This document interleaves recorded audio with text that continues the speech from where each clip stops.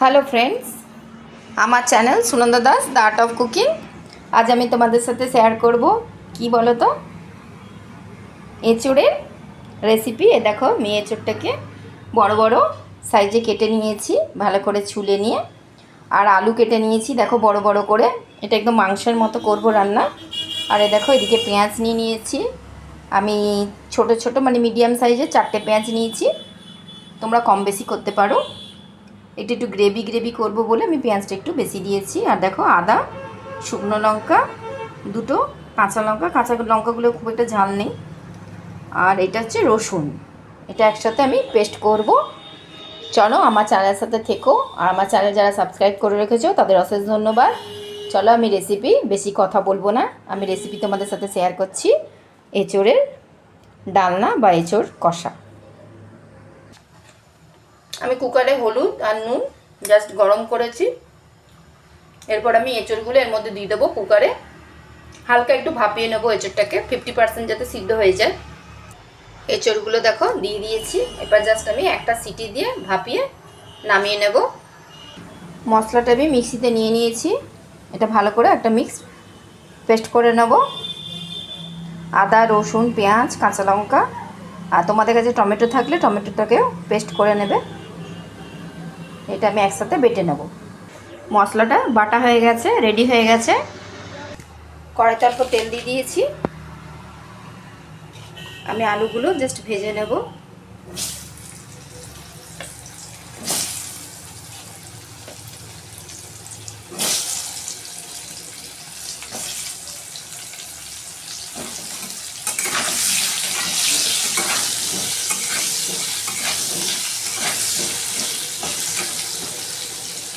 ভালো করে লাল লাল করে ফ্রাই করে নেব আলুগুলোকে।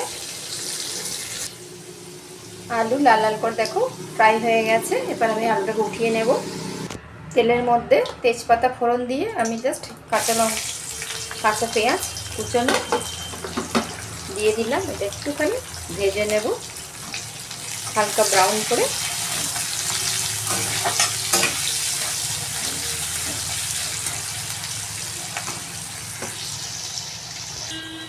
হালকা ব্রাউন পেঁয়াজটা ভাজা হয়ে গেছে। এর সাথে আমি অ্যাড করব কাঁচা পেঁয়াজ, রসুন, আদা বাটা, লঙ্কা বাটা, সব একসাথে বাটা পেস্ট করাটা অ্যাড করে দিলাম। টেস্ট অনুযায়ী হলুদ আর টেস্ট অনুযায়ী নুন অ্যাড করব। 1 চামচ হলুদ আর টেস্ট অনুযায়ী নুন অ্যাড করে দিলাম, কেন আমি সিদ্ধ করার সময় এঁচোড়টা নুন আর হলুদ দিয়ে দিয়েছিলাম, তো সেই বুঝেই নুনটা আমি আন্দাজ মতো করে দেব। এটা আমি 10-15 মিনিট ধরে ভালো করে মশলাটা কষিয়ে নেব বা ফ্রাই করে নেব। আমার channel Sunanda Das the art of cooking. আজ আমি তোমাদের সাথে শেয়ার করছি এঁচোড়ের কষা বা এঁচোড়ের ডালনা। 10-15 মিনিট ধরে আমি মশলাটা কষিয়ে নিয়েছি। দেখো কষা কষা হয়ে গেছে। এরপর আমি অ্যাড করব একটু টমেটো সস। তোমাদের কাছে টমেটো থাকলে টমেটো বেটে নিয়ে ইউজ করবে, তো আমার কাছে টমেটো নেই বলে আমি একটু টমেটো সস অ্যাড করছি ওপর থেকে 1 চামচের মতো। 1 চামচ টমেটো সস অ্যাড করলাম। এটাও ভালো করে মশলার সাথে কষিয়ে নেব।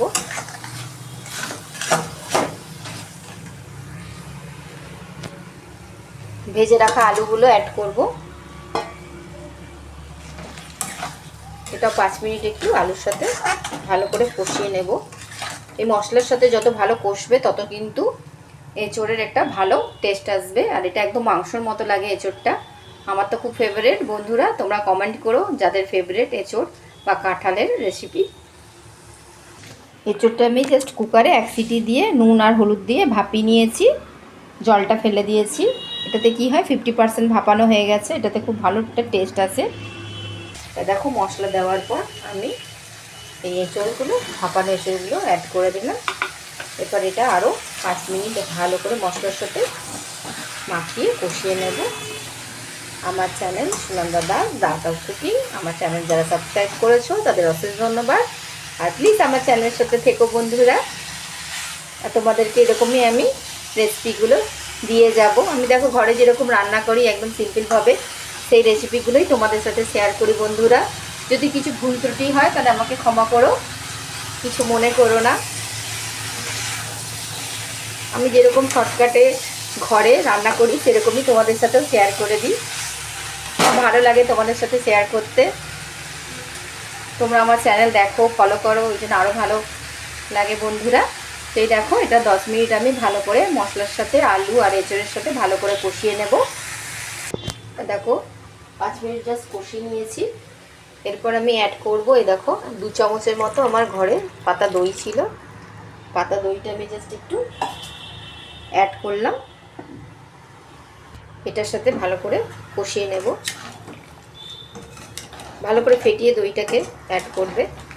আমি তাড়াহুড়ো করে দইটাকে বেশি ভালো করে ফাটাতে পারিনি, তো তোমরা ভালো করে ফাটিয়ে দইটা একটু অ্যাড করলে এঁচড়টা আরও টেস্টি হয়, এঁচড়ের রেসিপিটা। তো আমি মশলার সাথে ভাজাতে কষাতে আমার এটা ভালো করে মেখে যাবে, আর কষে গেলেও খেতে দারুণ লাগে বন্ধুরা এই এঁচড়ের রেসিপি। দেখো মনে হচ্ছে না একদম মাংসের মতো।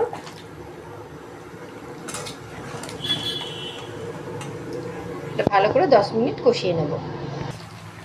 ভালো করে দেখো কষিয়ে নিচ্ছি 10 মিনিট ধরে। দেখো দইটা দিয়েছি, এখন মনে হচ্ছে একদম মাখার মতো হয়ে গেছে। ভালো করে কষিয়েছি, ভালো করে নাড়াচাড়া করে কষিয়ে নেবে, দেখবে দারুণ লাগে। এই দেখো দেখেছো গ্রেভিটা খুব সুন্দর হয়েছে না?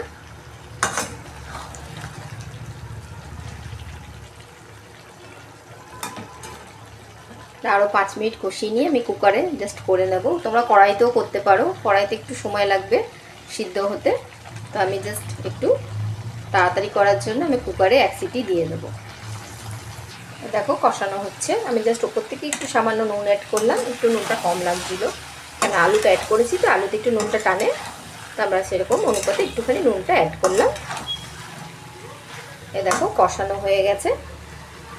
এরপর আমি জাস্ট কুকারে দিয়ে দেবো 1 সিটি হওয়ার জন্য।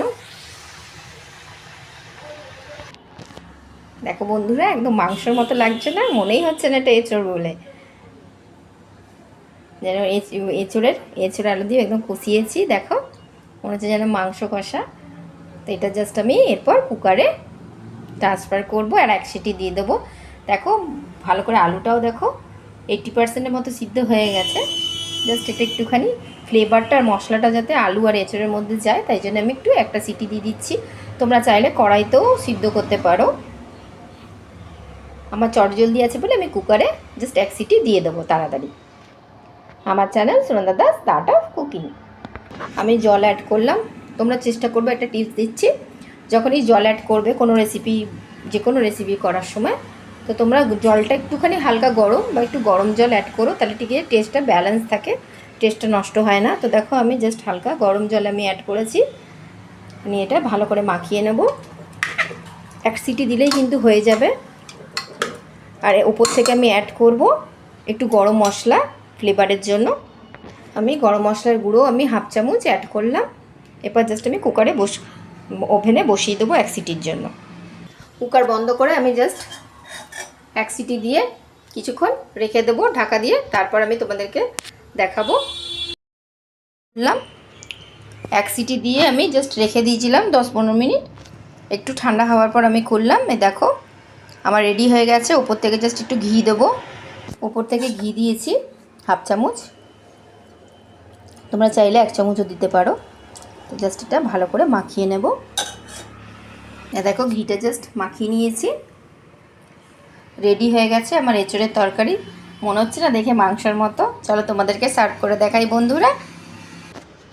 রেডি আমার এঁচড়ের সার্ভ করার জন্য এঁচড়ের রেসিপি, এঁচড়ের ডালনা, এঁচড় কষা। আমার চ্যানেল প্লিজ সাবস্ক্রাইব করো, Sunanda Das the art of cooking. এটা গরম ভাতের সাথে দারুণ লাগে বন্ধুরা। তোমরা এরকমভাবে, আমি যেরকমভাবে তোমাদেরকে রেসিপিটা শেয়ার করলাম ওরকমভাবে তোমরা দেখো। আর প্লিজ আমার চ্যানেলের সাথে থেকো, Sunanda Das the art of cooking.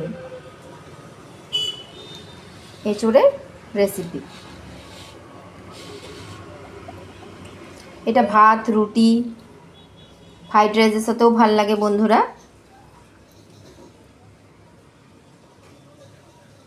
আমি আবার অন্য রেসিপি নিয়ে হাজির হব। আর যারা আমার চ্যানেল সাবস্ক্রাইব করছো তাদের অশেষ ধন্যবাদ। আর প্লিজ আমার চ্যানেল যারা দেখছো তারাও সাবস্ক্রাইব করো। By friends.